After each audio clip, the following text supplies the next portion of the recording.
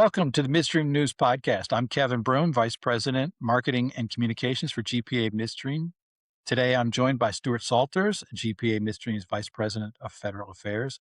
And so this episode is the first of a regular series of advocacy updates. Stuart and the association's advocacy committees are working constantly with policymakers and coalition partners to represent the interests of GPA Midstream members in Washington. Much of that work happens behind the scenes, and so what we're going to do on the Midstream News Podcast is regularly share what GPA Midstream is doing on behalf of members, and most importantly, what these developments in Washington could mean for your business. So, Stuart, welcome to the podcast. No, it's good to be here. Good to be here. Plenty to talk about. Yeah, so today we've got on our list, we're going to talk about EPA and rulemakings. We're going to talk about PHMSA. We're going to talk about some pipeline safety legislation in Congress, and we're going to talk about the new permitting reform bill that was introduced last week by Senator Armstrong. So before we do that, though, let's start with this kind of a bigger picture kind of question, and that is, I mentioned advocacy. So what is advocacy generally, and then what are we trying to accomplish in GPA Midstream's advocacy program? Yeah, that's a good question and something maybe hard to define, but I like to think of it as we're the voice of our members, and we're the voice specifically of our members in Washington, D.C. So engaging lawmakers on Capitol Hill, engaging policymakers within the administration. Actually, recently we engaged the Supreme Court. And so all three branches of government, our role through GPA Midstream is really to be that voice within those within the Hall of Congress, within the administration.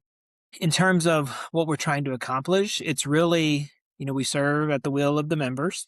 And so whatever advocacy priorities they have, they share with us. And that's what we're trying to achieve is trying to help them, whether it's through, better regulations, more efficient regulations, whether it's through legislation that helps them proactively operate their facilities better, more efficiently.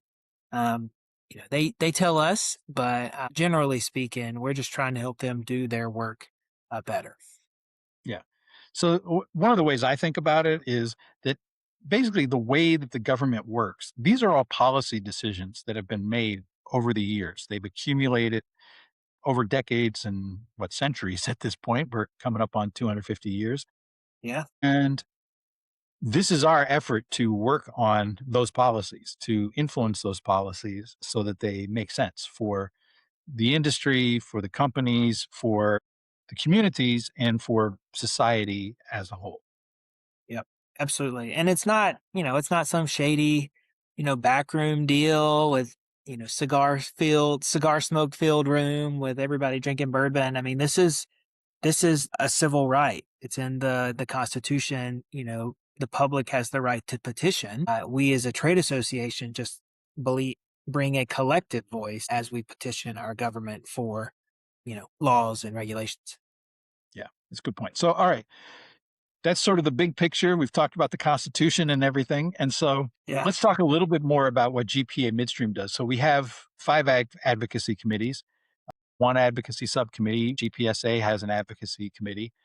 What do these groups do within GPA Midstream, and how does that work into our advocacy efforts? Yeah. And I guess I should update you as the VP of Communications and Marketing. We actually have 2 subcommittees now.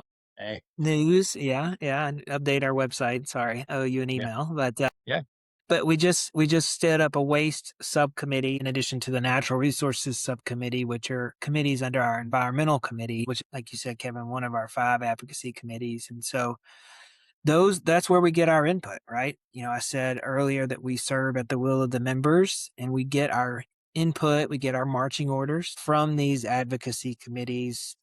The reason we have 5 is because there's different subject matter that they cover. And so we're fortunate to have subject matter experts on topics be a part of these committees. And so, like I mentioned, that environmental committee, there's very, very good, very helpful, very informed voices from the midstream industry that are part of that committee that help guide our advocacy efforts. So as we work with policymakers on air emissions regulations, we're getting input from our members who are actually doing the air emissions, compliance and monitoring and all that stuff. And so it really helps ensure the input we provide to the government you know, is informed, it's helpful, and it's what they need to hear. And so each of these committees, in a sense, they're almost like swim lanes, but directed towards or working primarily with specific agencies. So like the Pipeline Safety Committee works mostly with PHMSA and so on. Like you mentioned EPA, like which committee works with them, and then there's a few others I know as well. Yeah. So the environmental committee works with the EPA. We have a regulatory committee. They mostly work with the Federal Energy Regulatory Commission, or FERC. We also, like I said, the Natural Resources Subcommittee. They work with like the Bureau of Land Management because, the environmental committee, I'll say, is really focused on air emissions, which is under the purview of the EPA. That Natural Resources Subcommittee kind of, I don't know, works on the bugs and bunnies. So, Endangered Species Act, National Historic Preservation Act, some Clean Water Act, clean water statutes. That's really the focus of that Natural Resources Subcommittee. Now, like I mentioned, we just stood up the Waste Subcommittee, and there'll be some obvious engagement on water policy with that Waste Subcommittee. But it's kind of it's a great kind of, I guess, recognition of our members to see that there was some gap in how we were managing policy. And I think one of the cool values about our advocacy committees as well is their networking groups. And so, there are opportunities for members to share best practices on, in that waste scenario, how are you managing this waste or how are you managing that waste stream? And so really it is a great way for all of us to work together as an industry to ensure, we're protecting the environment, we're keeping the public safe, we're protecting natural resources. So it's, yeah, it's a lot of fun people to work with for sure. Yeah, yeah, yeah. All right, so let's get into the weeds. We said we're working constantly with various agencies, with policymakers, because it's both Mhm. Congress. But let's start with some of the more recent stuff. So recently, GPA Midstream, we filed some comments on EPA's methane rule and EPA's their latest. What is this? It's NESHA latest. It's the National Emission Standards for Hazardous Air Pollutants proposal. So let's Yeah. unpack what is this? What are these? What's the methane rule? What's the rule that they're working on with NESHA? And what are the big issues we're trying to solve with EPA right now? Yeah. No, we love our acronyms in the energy industry. And so you've got the methane rules. Sometimes they're called Quad O, B, and C. So OOO, B, and C. Sometimes they're called the New Source Performance Standards. But, we'll start with those first. And this has been a challenge. I mean, I'll say just generally speaking, a challenge our members are facing, a challenge the energy industry is facing. It's just this back and forth with regulations. And this is a case in point. EPA under the Obama administration put forward methane rules. So, and when I say methane rules, they put forward rules to to require operators to require oil and gas facility operators to take certain steps to, identify methane emissions, mitigate those methane emissions, stop those methane emissions. And there's also within Quad O, B, and C, I don't want to get too in the weeds, but it is more than methane. I think technically methane is a volatile organic compound, or it's, equivalent to a VOC or volatile organic compound in how the agency views its threat to the environment. And so, the operators are required to both take steps to mitigate both VOCs and methane emissions. And so they're all kind of bundled in this one big set of rules. But again, you had one administration say do this, then you had the next administration say don't do this, then you had the next administration say do what the Obama administration said, and now you've got the Trump administration the second go round saying do what I said the first time. And so it's just a lot of like back and forth, and that's really not sustainable for our members. And so a lot of what we want to do just on a global picture or at a high level is provide regulatory certainty for our members and advocate for regulatory certainty for our members. And that's kind of at the heart of a lot of what we do with our advocacy. But in particular, with this rule and what we've mostly done with Quado, B and C, and what we've done most recently is respond to a reconsideration of a previous rule. And so what that means is, the Biden administration put forward a rule. We didn't really like it. We asked them to reconsider it. They did, but then President Trump got elected. And so now his administration officials are the ones kind of writing the rules, running the show. And so now we're working with them and what they've proposed. And so, I'm trying So to get too in the weeds, but hopefully some of that it's a makes sense. reconsideration of a reconsideration. Got it. Yeah, and basically. Yeah. All right. I'd say the thing to know is that, we're engaging with this administration. We're trying to work with them to, really get what is the appropriate emissions monitoring requirements. What does a good leak detection and repair program or an LDAR repair program look like? Can we use new technologies? Like there's better imaging technologies out there. There's better monitoring technologies out there. And so the rules have to allow for operators to have the flexibility to use these new tools, to use these better tools in a lot of cases. And so we're trying to make sure that the rules are fit for purpose. They're not prescriptive, they're performance based. And in a gathering and processing type, in our sector of the supply chain, we're midstream operators, where we work with them on advocacy efforts. It's looking at emissions monitoring at compressor stations. It's looking at emissions controls for storage tanks. It's trying to make it appropriate to monitor emissions at like remote locations where you may not have personnel 24/7. Hopefully that makes sense. I'm kind of talking not in the weeds too much there. Right. Yeah.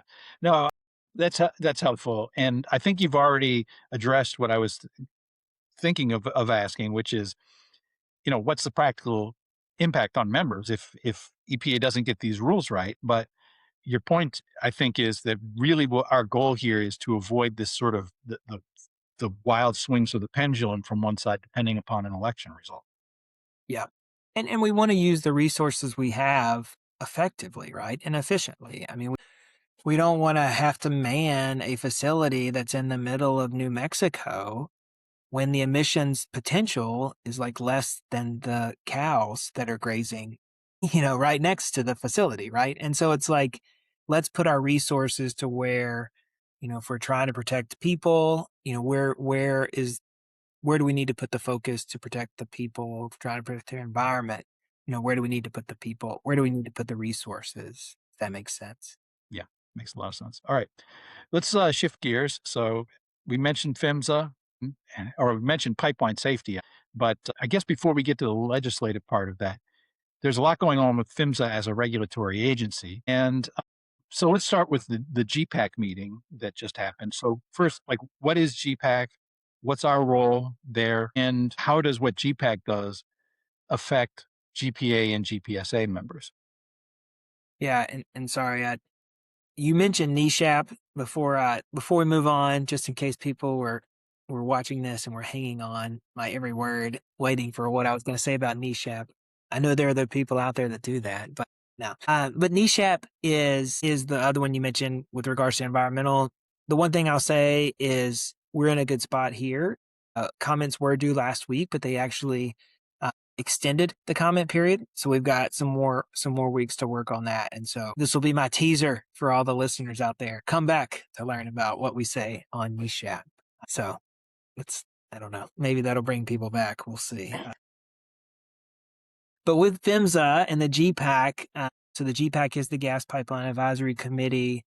We're very fortunate as an association to have one of our members, actually two of our members, but one whose sole business is gathering and processing. The other member of GPAC, they're kind of a multi-stream company, if you want to call them that. They have, both gathering lines and transmission lines, so both intrastate and interstate assets. But the Gas Pipeline Advisory Committee is a federal advisory committee. A lot of agencies have these advisory committees, which are made up of people outside the government or outside the agency. And these federal advisory committees help inform the agency on particular matters. In this case, they help inform PHMSA on proposed regulations. So the process at PHMSA is they propose a rulemaking. Public, including GPA and our members, can comment on that rulemaking. But before that rulemaking becomes final, the Gas Pipeline Advisory Committee gets to offer their input on this proposed rulemaking.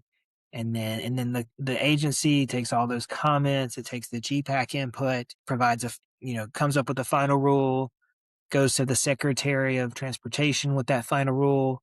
And then he ultimately, in conjunction with the White House, of course, signs off on the final rule. And so this the most recent event was a GPAC meeting at the end of, what was that? April? May? I'm trying to remember now. End of May. Yeah. End of May. So I thought it was a great process, with that Federal Advisory Committee, the GPAC. There are 5 industry members. Like I said, an interstate transmission operator, an intrastate gathering line operator, actually 2 interstate transmission operators, and then a couple of gas distribution operators. So you kind of get each segment of the pipeline industry represented. But you also have 5 members of the public and then 5 members from government. So like I mentioned, they're not PHMSA employees, but they're representatives from FERC, representatives from state agencies, so state pipeline safety agencies. So you can kind of get that state input. So it's a good group that provides, what I would say holistic input for the agency to consider. So what should members be looking for coming out of the next GPAC meeting? Yeah. So the next GPAC meeting is tentatively scheduled for sometime this summer. Hopefully listeners can recall me talking or reading our website maybe and seeing that PHMSA had a bunch of rulemakings released for comment last year. We did comment on those rulemakings. And so now it's just that next step in the process of providing the opportunity for GPAC to offer input on these rulemakings. For gathering and processing operators in particular, there was 2 proposed rulemakings that were probably of a little more interest than others. One dealt with, it's not a term that's well defined in regulation. It's called incidental gathering. And so what that proposed rulemaking did was better define incidental gathering. So hopefully we'll provide industry with some more guidance on what is incidental gathering. The other one had to do with in-plant piping. So again, you had some ambiguity in the regulation. In the liquids regulation, it was very clear what jurisdiction PHMSA had when it comes to pipelines and what jurisdiction OSHA had when it comes to facilities. On the gas side, it's not quite as clear. And so PHMSA proposed a rulemaking to make it clear, their jurisdiction, because their expertise is in pipelines. OSHA's jurisdiction, because OSHA's expertise with risk management program, with other facility regs that they have, are those facilities. And so it just kind of makes clear what the line of demarcation is for the different agencies and what they're supposed to oversee. Hopefully that gives you a little bit of flavor of what we got on tap. Yeah. Yeah, that's good. So we mentioned comments, filing comments. What comments have we filed recently? And I guess what are we hoping to accomplish with those filings? So we responded to 4 comments in total, 2 that we kind of took the lead on. And when I say took the lead on, I think it's important for folks to know that we have some great partners in other trade associations within our industry. So the Interstate Natural Gas Association of America, INGA, their members are those interstate pipeline companies. And so we almost always align with our, advocacy positions. It just may be, one issue impacts our members, the majority of our members more than it impacts their members or vice versa. So we worked with INGA on 2 comment letters in particular. One related to annual report deadlines. And again, this is not, you tell me if I'm wrong, Kevin, this is not moving heaven and earth. It's really just an efficiency. If you are a operator that operates both gas and liquid pipelines, right now, you file gas annual reports at a different time than you file liquids annual reports. So annual reports provide information to the agency for them to do what they need to do in terms of monitoring and engaging operators. And so all we're doing is, hey, just align the 2 deadlines Right. for these 2 annual report filings. Don't feel like that's a heavy lift. The other aspect of the comments we filed last week relate to the National Pipeline Mapping System, or NPMS, which I would say, public safety announcement or public service announcement here. If you're not familiar with NPMS, go to your favorite search engine, type in National Pipeline Mapping System. you know, I'm a nerd, but I think it's a good resource. It shows where all the pipelines are in our country. I wouldn't use, if you're planting a tree, still call 811 in your backyard, still call 811. But if you want to get a sense of the infrastructure our nation has, NPMS is a great resource for you. And I think it's easy to find. Like I said, go to your favorite search engine of choice and type it in. But you do have to file data. You have to provide data for NPMS. And so, again, when you file that data, just submit it all on the same date. Seems pretty easy. And so, Right. hopefully, these comments will be taken significantly, and PHMSA will agree with what we proposed. So The other, go ahead.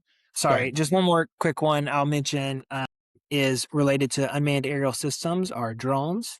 We commented that PHMSA should allow use of these technologies for pipeline right-of-way monitoring. So both drones as well as satellites. It's crazy satellite technology these days, and just the clarity of images that you can get from satellites. It's not perfect. There's still a little bit of like guesswork you have, but it's a tool in the toolbox. And so I think operators should have the ability to use that tool, both drones and satellites, as they monitor their pipelines, make sure, if somebody's on the right of way, they're supposed to be there. It's not any kind of like person planting trees like I was talking about. Yeah. Yeah. That's a very real aspect. That technical conference in April, there was a really good presentation from a satellite Yeah. monitoring provider, and we'll actually have an episode with. He's going to tell a story in that episode. There are going to be several conversations with people who presented at technical conference in back in April. So anyway, that's on the way. Uh, if there's like a through line or a common thread that runs across all of these comments, what would you say that it was? Yeah. Yeah. So I definitely would say, like we talked about earlier, just that importance of regulatory certainty. And so you can't have this like back and forth regulatory regime where new sheriff comes into town every 4 years, comes to the White House and says, we're going to do it my way at different, 180 degrees than the other guy before me. So that's definitely one. I'd say the other through line is just practical regulations. So whether it's air emission regulations we were talking about earlier, whether it's this pipeline safety regulations, these things have to be practical. Like, you can't tell operators to do the impossible. They've got to be practical. They've got to be fit for purpose. You know, I get it. Like these are big companies. Like, anybody that, opens the Wall Street Journal can see like how much money these companies make. But at the same time, there are limited resources, right? And they're trying to use those resources in the most effective way possible. And so making a regulatory regime that's not achievable is just not benefiting anybody. And so let's make sure, if you're trying to make pipelines safer, what really makes pipelines safer, right? If you're trying to protect the environment, like what really protects the environment? Don't just do something for the sake of doing it. Okay, so I think we've talked a lot about regulation. So let's shift Mhm. gears and go to the legislative branch, to Congress. Yeah. And we've got a couple of things that I know we're working on. Let's start with the pipeline safety reauthorization. So what's the current status with pipeline safety reauthorization? Yeah. Yeah. So this is where you want to, recall that cartoon show or what is it? The I'm Just a Bill, the Oh, yeah, yeah, cartoon. yeah, yeah. So this is where you want to try to dig back in your memory banks to that because, this is what we do, right? We introduce legislation. The legislation goes to the committees of jurisdiction. And so for pipeline safety reauthorization, you have three committees of jurisdiction, two in the House and one in the Senate. Those committees in the House are the House Energy and Commerce Committee, the House Transportation and Infrastructure Committee, and then in the Senate, it's the Senate Commerce Committee. And so those three committees can each have their own piece of legislation if they want. And most of the times politicians do what they want. And so there was three bills, one from each committee that's been introduced. And at this point, it's been marked up. And so what does that mean? It means that the committees or a subcommittee has gotten together and looked at the legislation, offered their input, and has kind of moved one step more in the process. The Transportation and Infrastructure Committee in the House has actually moved legislation out of the committee. And then in the Senate Commerce Committee has actually voted its legislation out of its committee. It's actually voted the legislation out of the Senate. And so they're well ahead in the process. The House is a little far behind, a little further behind, but they're making progress. Like I was talking about marking up legislation that happened last week in the Energy Subcommittee of the Energy and Commerce Committee. And so they still have to go to the full committee, mark it up, and then the House Energy and Commerce Committee and the House Transportation and Infrastructure Committee have to work through their differences. But the process is moving along. And I think we're excited that we are seeing some forward movement on reauthorization. So what aspects do we support? Where could it be better, do you think? Or where can we, I guess, improve pipeline safety laws as we're moving through this reauthorization process? Yeah. Yeah. So for us, we've got two big focus areas. We talked a little bit about implant piping regulation a couple minutes ago. Again, kind of going back to our high school, government days, going back to the Saturday morning cartoons talking about I'm just a bill. Our government has three branches, the judicial branch, the legislative branch, and the regulatory branch, or the administrative branch. Congress tells agencies what to do. They tell the administration what to do for the most part, you know. And so what's happening here is there's an underlying statute that tells PHMSA, hey, your jurisdiction stops at the fence line. So PHMSA can do that on their own, or they can have Congress tell them to do it. And so what we were commenting on earlier was PHMSA on their own saying, hey, our jurisdiction stops at the fence line. That's all well and good. We're supportive of that. In my opinion, a better fix is for Congress in statute to say, PHMSA, your jurisdiction stops at the fence line. OSHA's jurisdiction goes from the fence line in, managing those pipes in that facility or overseeing those pipes in that facility. And so that's really one of the requests we have in reauthorization is in statute kind of transcends administrations, right? If Congress says it, then a new Congress has to change that rule. Whereas, like in the administration, if the administration says it, then a new administration can do it, which is not easy, but it's easier than having Congress change a law. And so, that was a big request is in statute, have that implant piping change and clarification of who does what. I don't know. Does that make sense? Am I kind of putting everybody to sleep here? That makes complete sense.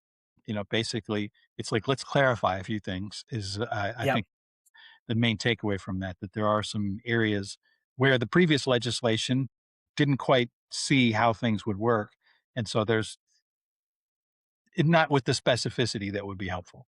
So, all right. And so there's another piece of big news legislation wise, and that is last week, former Williams executive and, CEO and president, chairman, and current U.S. Senator Alan Armstrong, he introduced permitting reform legislation. That is the kind of the white whale of a lot of industries at this point. So, what makes Senator Armstrong's proposal different than some of the other permitting reform proposals that have been made?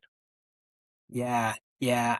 I think Senator Armstrong and his team, they did a really good job at doing an all-encompassing bill. And so you've seen really good legislation come out of the House. One in particular was Congressman Westerman. Bruce Westerman from Arkansas is the chair of the House Natural Resources Committee. He put forward some legislation to modernize the National Environmental Policy Act regulations, or regulations kind of because of the National Environmental Policy Act.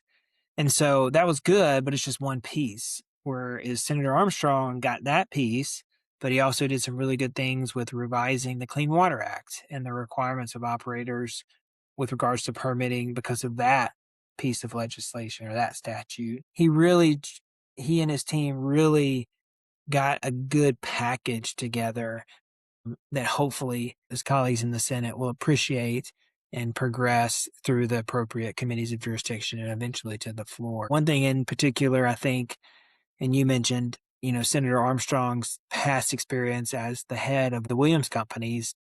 They had a intimate experience with a pipeline proposal being rejected because they couldn't get a Clean Water Act permit in New York. And so that was the key piece of that legislation was Senator Armstrong preventing that from happening for future pipeline companies. Yeah. And we do support this bill. We've made that clear. What are some areas where, as it moves through the process, do you think it could be made stronger, could be improved? Yeah, yeah. I think the feedback we get from our members is the issues with the Clean Water Act are very prevalent. They need to be fixed, but there's also issues with the Clean Air Act and kind of the steps you have to take to get a Clean Air Act permit for whatever facility you might be building new or modifying. And so I'd love to see some Clean Air Act statutes revised with any permitting reform legislation. We've seen some good legislation in the House. We were supportive of some bills that passed the House. And so we hope that the Senate sees that action from the House and adds it to their big package that will hopefully be moving through and be voted on and be approved. So if the bill becomes law, just as written, say no amendments at all, what are some changes that members could expect to see? What would they notice? Yeah.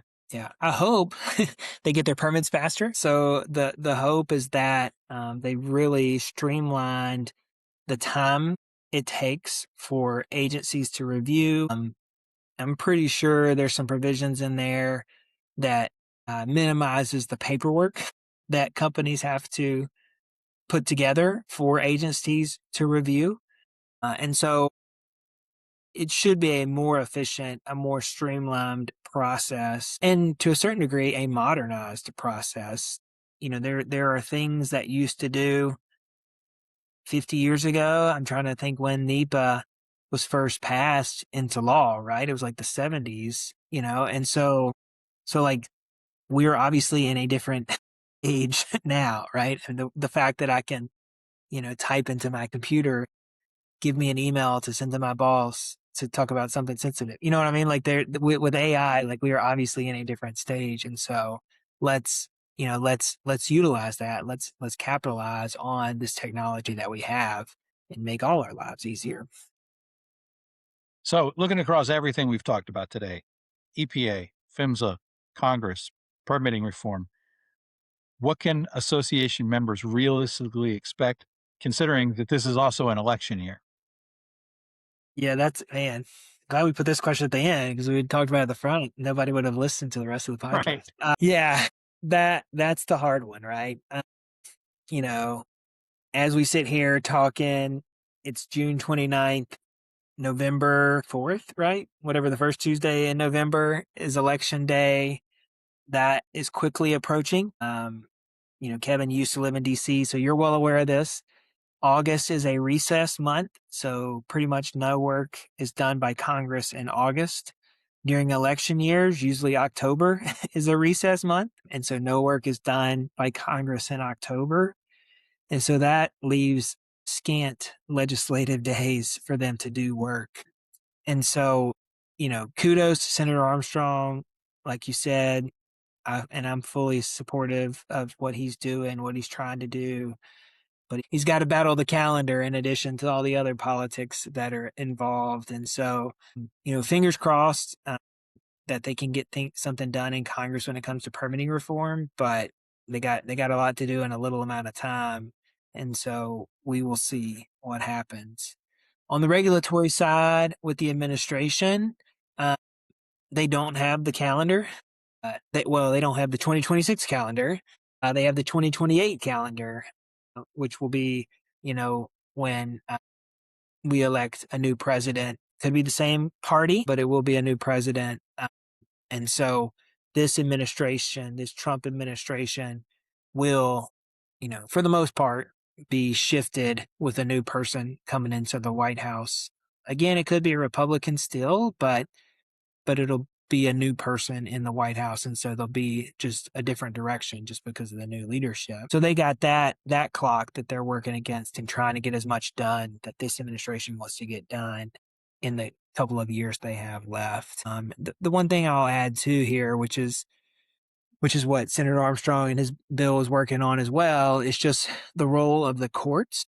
And so, with, like, for instance, that those EPA regulations we talked about earlier, Quado, all of the final rules that this EPA has issued have been challenged by environmental nonprofits. And so those rules, when they become finalized, are not law. They are kind of stayed because they have to go through a court and have to go through the judicial process.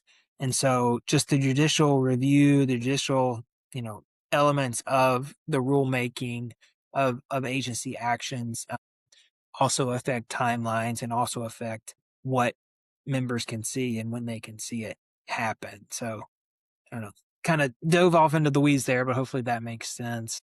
That's all right. So, just so folks know, if you want to learn more about permitting, just generally, recommend going over to the Let's Clear the Air website, let's clear the air now.org, and go to the podcast page. There's an episode with Chad Whiteman from the Chamber of Commerce, right? And Yep. Yep. he talked a lot about the realities of permitting and how challenging it is for companies, which I think a lot of our members are already aware of. But just if you want to go a little more into the weeds than we've gone even here, Chad did a great job with that. So, all right, Yeah. last question: where can people go to learn more or to get involved with GPA Midstream Advocacy? Yeah. Well, hopefully they'll come back and watch the next podcast that we have, and they'll not get too bored with these deep dives into the wonkiness of Washington. But also, too, I think we have a great website. You mentioned the other podcast, Let's Clear the Air. I think we've had some great guests that folks can go check out those episodes, learn a little bit about the different subject matters that those guests talk about. And I think our website does a really good job at organizing all of our advocacy efforts. We have the all of our comments posted online. Every other week, we do a newsletter that has some advocacy articles in it. And so I think head to gpamidstream.org check it out, learn a little bit about how we're getting involved. The other thing I'll say too that I think you do a good job, Kevin, on the website is our Midstream 101. And so if you're just trying to get a general understanding of what our industry is and what we do, that's a great resource for folks to check out. And so even if you consider yourself a part of this industry, sometimes it never hurts to have a little refresher. So just head to our website to find more. Yeah. All right. So we'll end it there. Thank you, Stuart, for coming on, talking about advocacy. These are important issues for midstream companies, which means they're also important for the global energy supply, for the global economy, to communities, to, our ability to do a podcast, to me having air conditioning blowing on me right now when it's 100 degrees outside or close to it. So Yeah. we're going to end it there. We'll be back soon with additional updates on what's happening in Washington, why it matters, and what's next. And we will see you next time on the Midstream News Podcast.